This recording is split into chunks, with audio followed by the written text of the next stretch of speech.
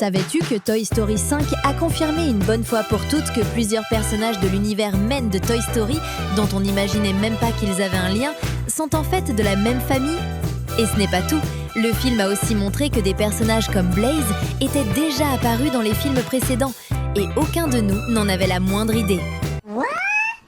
Depuis la sortie du deuxième film Toy Story, en 1999, une question s'est posée.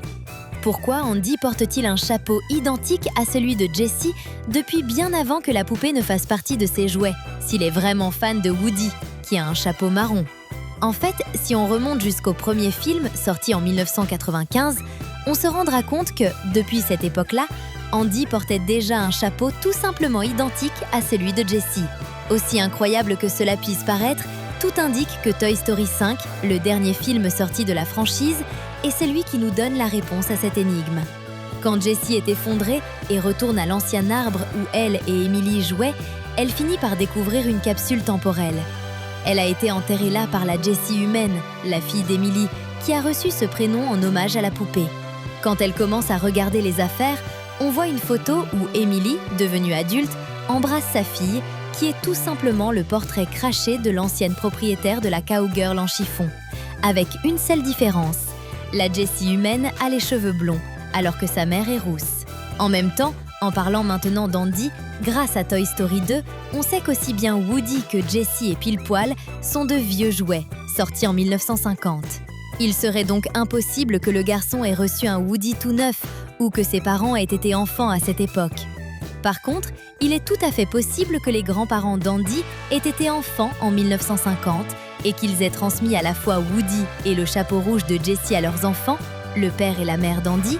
Eux, à leur tour, ont passé les deux objets au petit garçon quand il a eu 4 ans. Maintenant, réfléchis avec moi.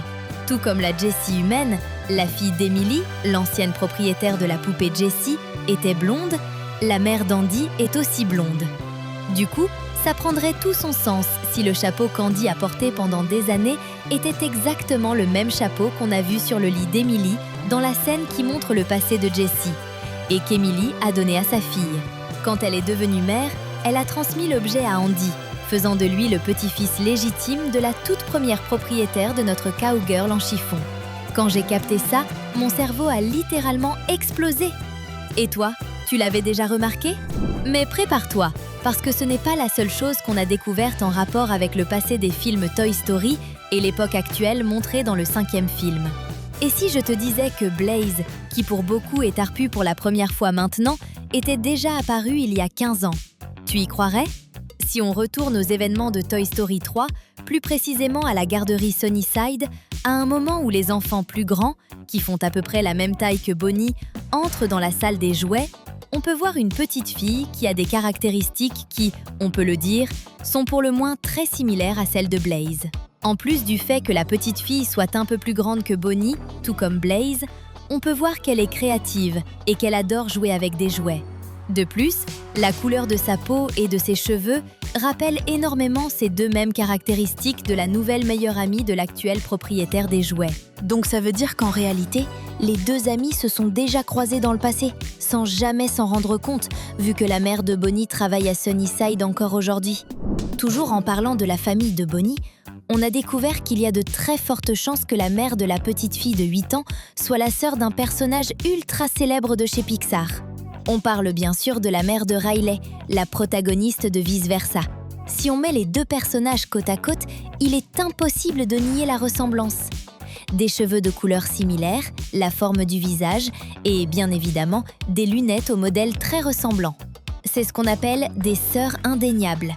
On peut dire que la ressemblance entre les deux est telle que, au minimum, les animateurs de Disney se sont largement inspirés de la mère de Bonnie pour créer le design de la mère de la propriétaire des émotions, puisque Vice Versa est sorti 5 ans après Toy Story 3, moment où elle est apparue pour la toute première fois.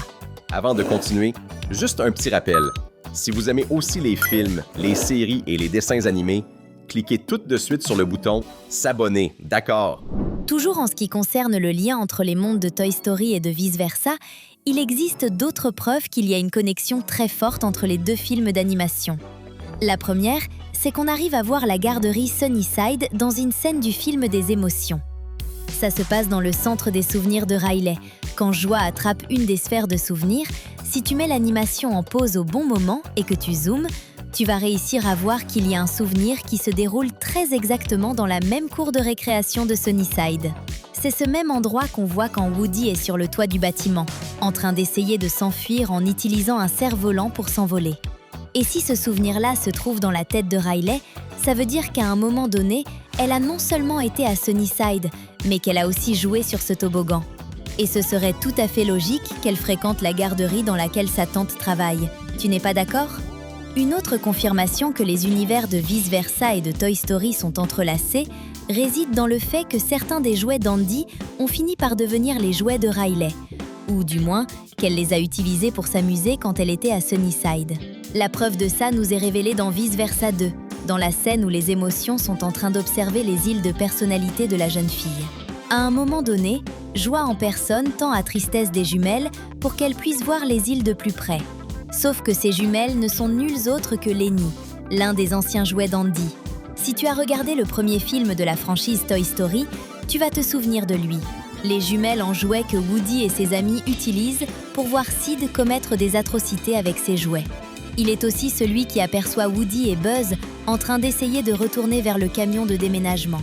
Et l'une des raisons pour lesquelles il est là, c'est parce que les émotions arrivent très probablement à matérialiser des objets que Riley a déjà vus et touchés à un moment de sa vie et qui l'ont marqué. Ça indique que, quand elle a été à Sunnyside, la propriétaire des émotions a utilisé Lenny pour jouer. Ce qui est totalement logique, puisqu'au moment où la mère d'Andy arrive avec un carton de jouets à la garderie, on peut voir la mère de Bonnie lui dire qu'elle est heureuse de la revoir ici. Ça prouve que Madame Davis a déjà été là d'autres fois pour faire don des jouets d'Andy, qui sont très exactement ceux qui ont disparu entre Toy Story 2 et Toy Story 3, comme ça a été le cas pour Lenny. Peut-être même que Riley a ramené les jumelles bleues chez elle, et que c'est pour ça qu'il n'est plus... Peut-être même que Riley a ramené les jumelles bleues chez elle, et que c'est pour ça qu'il n'est plus à Sunnyside et qu'il n'a pas été vu par Woody et ses amis. Mais le fait est que tout ça vient renforcer plus que jamais la théorie selon laquelle la famille de Riley et la famille de Bonnie sont parentes. Et s'il existe un lien entre Bonnie et Riley, on peut aussi affirmer, sans avoir peur de se tromper, qu'il y a une connexion super intéressante entre la famille d'Andy et la famille de Carl, l'un des protagonistes de là-haut. Les fans de Toy Story ont découvert un easter egg vraiment intéressant dans le troisième film.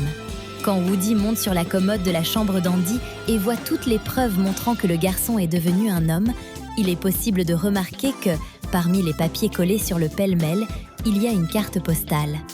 Ce qui est intéressant, c'est que c'est exactement la même carte, de la même personne, qu'on peut voir sur le miroir de la maison de Carl et Ellie. Dessus, il y a écrit « On s'amuse beaucoup, on aimerait bien que vous soyez là ».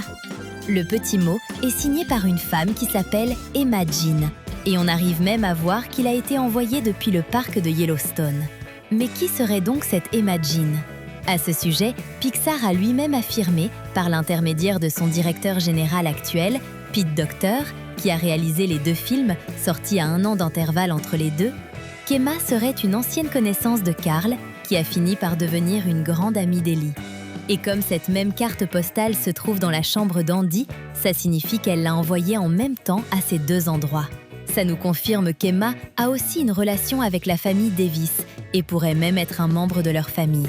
De cette façon, il est plus que confirmé qu'il existe un lien, même s'il est subtil, entre les 2 familles qui sont au cœur de films différents de Pixar. Ça, c'est vraiment trop cool. Si les liens familiaux entre la mère de Bonnie et la mère de Riley, vice-versa, t'ont surpris, ou si le fait que Carl et Andy aient des proches en commun est un fait établi dans l'univers de Pixar, que penserais-tu si je te disais qu'un autre personnage important de Disney va à l'école avec Bonnie et que c'est pour ça que Jessie a fait une apparition dans un autre film du studio ? Tu y croirais ? Quand Bonnie rentre à l'école maternelle et qu'elle se retrouve toute seule, si on regarde bien en arrière-plan, on remarquera qu'il y a une petite fille blanche, avec des cheveux noirs et coiffée de couette, dans la même classe. Après ça, dans le parc d'attractions, on peut voir la petite fille encore mieux et, à ce moment précis, il ne fait aucun doute qu'elle possède exactement le même profil que Boo de Monstres et compagnie. Et, si l'on revient au film des monstres, quand la petite fille va dire au revoir à Sully, on voit qu'elle lui donne ni plus ni moins qu'une poupée Jessie. Comme on le sait, les poupées de Jessie sont extrêmement rares, au point que Hal, de Toy Story 2, gardait la partenaire de Pile-Poil comme l'une de ses pièces les plus précieuses, bien protégée sous une cloche en verre. Du coup, il ne serait absolument pas absurde d'imaginer que cette Jessie-là est la même que celle de Toy Story et que Bonnie aurait très bien pu la prêter à Boo, étant donné que les deux sont camarades de classe, dans le but d'essayer de se lier d'amitié avec la fillette. Évidemment, Boo a rendu la cowgirl à Bonnie plus tard, mais, ce jour-là, le jouet se trouvait bel et bien chez elle, et Sully a même pu le tenir dans ses mains. Ce qui ne fait que renforcer le fait que, pour le coup, la théorie de Pixar est plus réelle que jamais. Tu n'es pas d'accord? Nous sommes arrivés à la fin de cette vidéo, mais si vous aimez avoir l'esprit retourné, c'est le bon endroit. C'est pourquoi nous avons laissé 2 très bonnes vidéos à cliquer, à regarder et le meilleur dans tout ça, pour continuer à rester avec nous.